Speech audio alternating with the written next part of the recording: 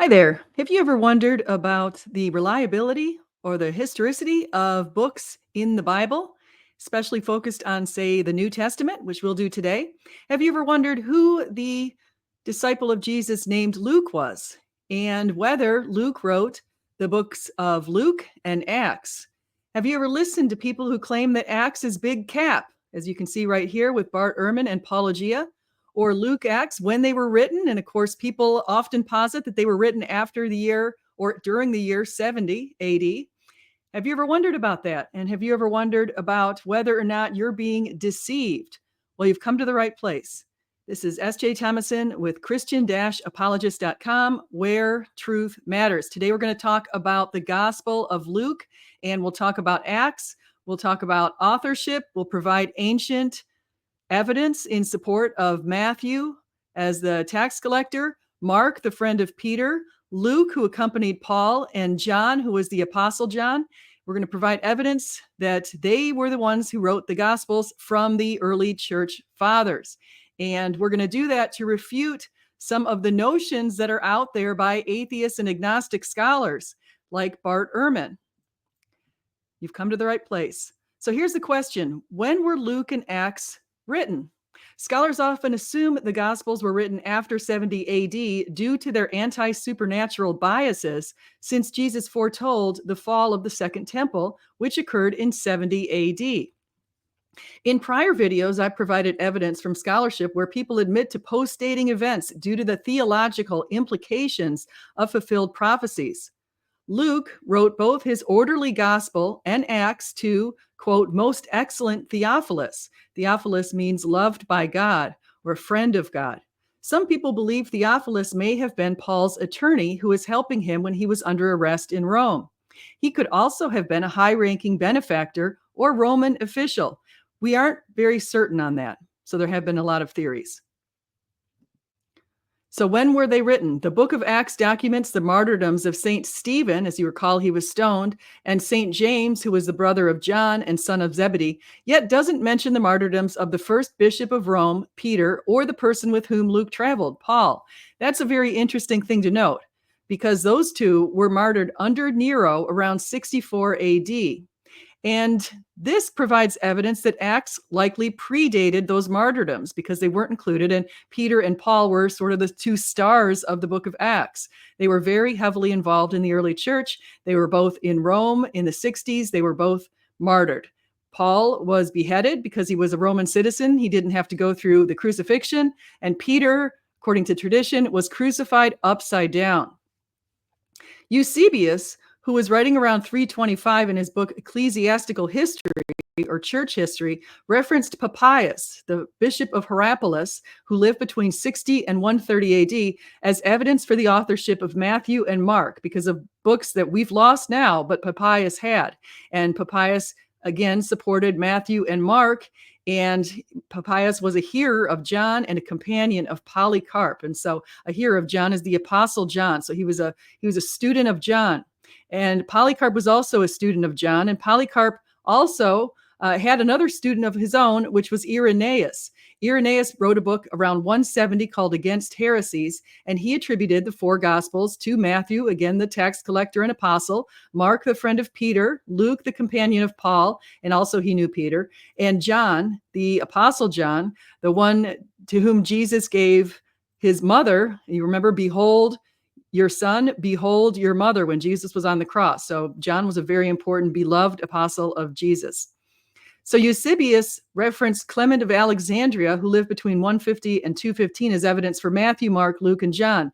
Eusebius believed Matthew and Luke were written first, interestingly, probably because they both came with the birth narratives and the genealogies. So that was followed, according to Eusebius, by Mark and then by John. So Eusebius took great care to chronicle the church histories. We can count on what he had to say. So who is St. Luke? St. Luke was a Gentile who was born in Antioch, Syria. He's known as the Ox. He was, according to Paul in Colossians 4:14, a beloved physician. And Paul also in Philippians 1:24 called him a fellow laborer, again, providing more evidence outside of Acts that they traveled together. Tradition says he lived for 84 years.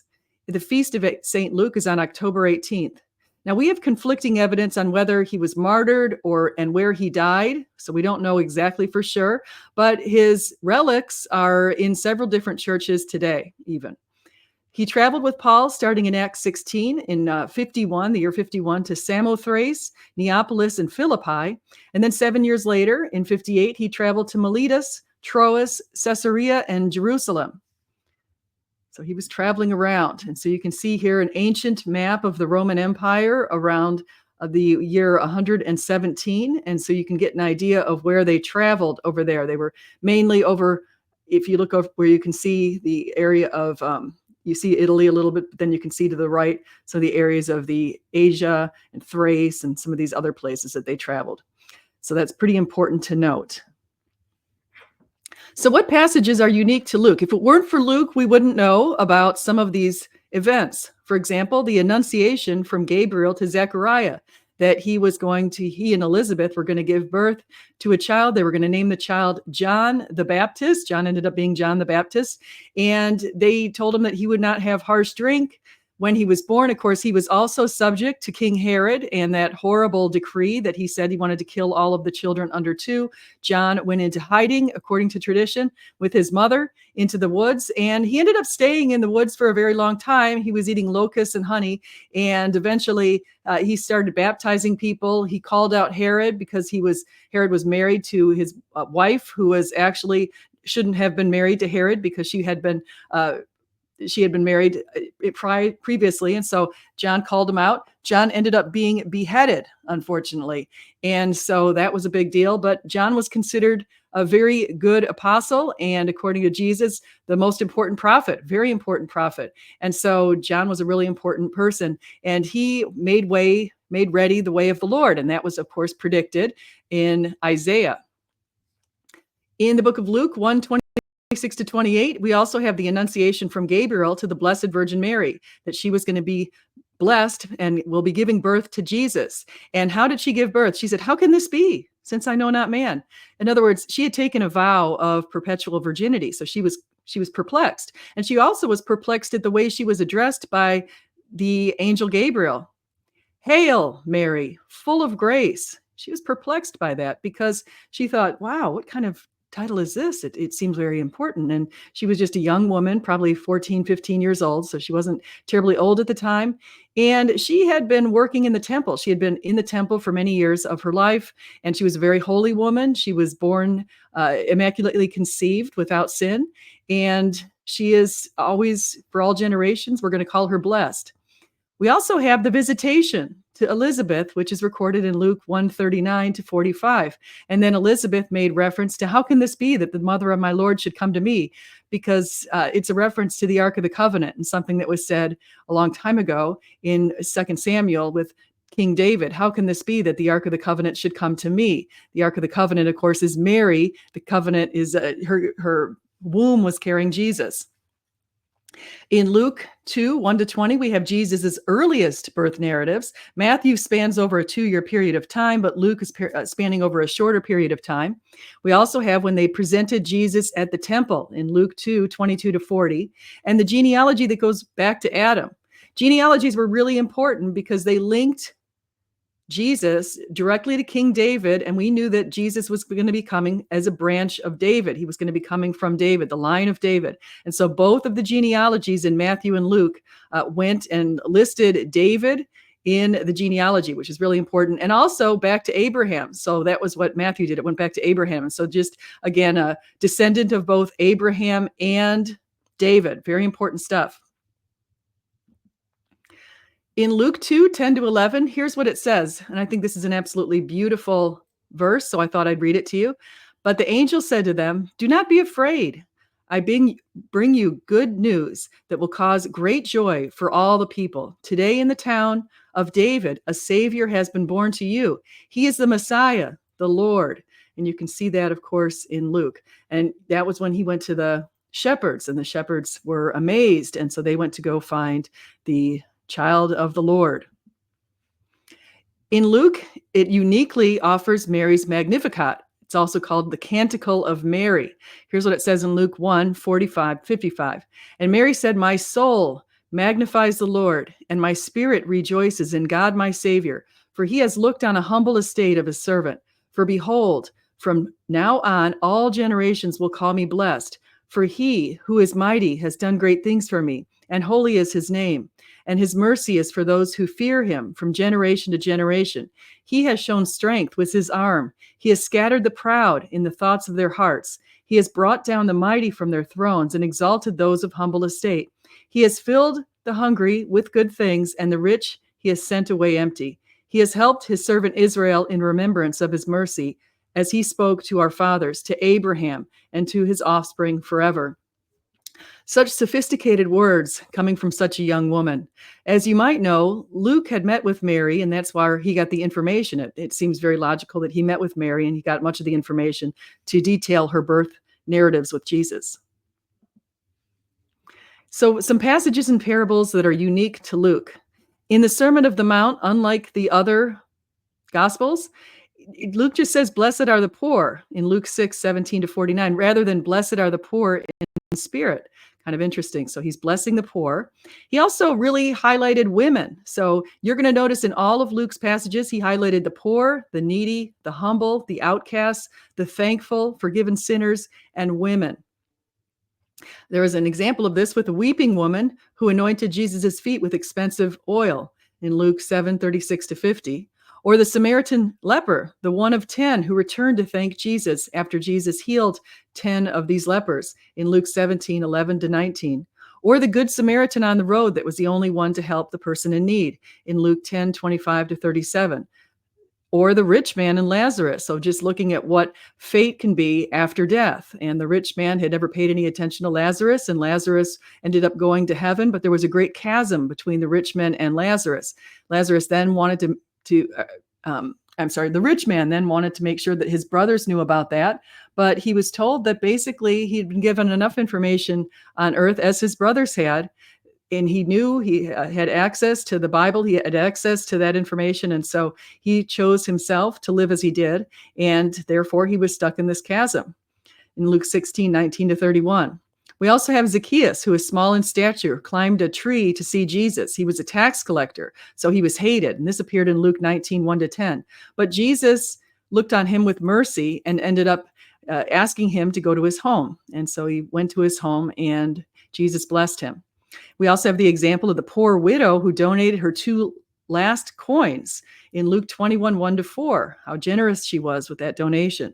And then the whole account of the road to Emmaus, where the 2 disciples learned about Jesus. Their eyes were open. They were walking after Jesus had been crucified just before he had appeared to people. And so they were walking, and Jesus opened their eyes. And by opening their eyes, what he did was he showed them all of the passages and the prophecies in the Old Testament that pointed to him. So that's also very important stuff. Here's a little story that I don't know if you know about, but the widow of Nain is also in Luke 7:11-17. Here's what it says. Soon afterward, he went to a town called Nain, and his disciples and a great crowd went with him. As he drew near to the gate of the town, behold, a man who had died was being carried out, the only son of his mother, and she was a widow, and a considerable crowd from the town was with her. And when the Lord saw her, he had compassion on her and said to her, "Do not weep." Then he came up and touched the bier, and the bearers stood still. As he said, "Young man, I say to you, arise." And the dead man sat up and began to speak, and Jesus gave him to his mother. Fear seized them all, and they glorified God, saying, "A great prophet has arisen among us, and God has visited his people." And this report about him spread through the whole of Judea and all the surrounding country. Compare this when Jesus was on the cross, and in front of him was his mother, the mother of John, and John, who is the son of Zebedee, and Mary, the other Mary, and also Mary Magdalene. So we've got, and then John. So we've got basically at the cross, Jesus was unable to, bring himself at that moment back to life to spend the rest of his life on earth, taking care of Mary in a home and doing all those kind of things. So since he couldn't do that, what he did was he said, "Behold your mother," to John, to make sure that John took care of her, because she was sort of in the same sort of position. Joseph, her husband, had long passed on, and she was left alone. Here's a painting called Our Lady of Vladimir. It's in Russia right now. Hodegatria. It was a painting that has been attributed to the apostle, or I'm sorry, to Luke, Saint Luke, the evangelist. And it went from Constantinople to Vladimir, Russia in 1115. So you can see this beautiful image of the Blessed Virgin Mary with the baby Jesus. Here's another painting that's also been attributed to Luke, Our Lady of Chesochawa, which was discovered by Saint Helena, who was the mother of Constantine. And this is in the 4th century. It was taken, she discovered this painting and took it to Constantinople. Again, that's another image of the Blessed Virgin Mary with the baby Jesus. Here is where I'm going to conclude in 2 Timothy 4:9-18. Here's what Paul said. Now, this is when Paul had been taken into Rome. He was in custody. They were getting ready to martyr him. Here's what he said. Do your best to come to me soon. For Demas, in love with this present world, has deserted me and gone to Thessalonica. Crescens has gone to Galatia, Titus to Dalmatia. Luke alone is with me. And this is written around 61.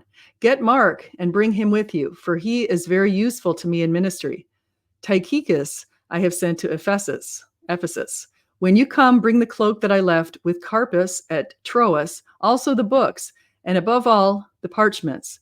Alexander the coppersmith did me great harm. The Lord will repay him according to his deeds. Beware of him yourself, for he strongly opposed our message. At my first defense, no one came to stand by me, but all deserted me. May it not be charged against them. But the Lord stood by me and strengthened me, so that through me the message might be fully proclaimed, and all the Gentiles might hear it. So I was rescued from the lion's mouth. The Lord will rescue me from every evil deed and bring me safely to his heavenly kingdom. To him be the glory forever and ever. Amen. To God be the glory. Thank you for coming today. If you like this kind of content, please like. Please do come again. Please subscribe. Please share with your friends. And whether you eat, drink, or whatever you do, do it all for the glory of God. Thank you.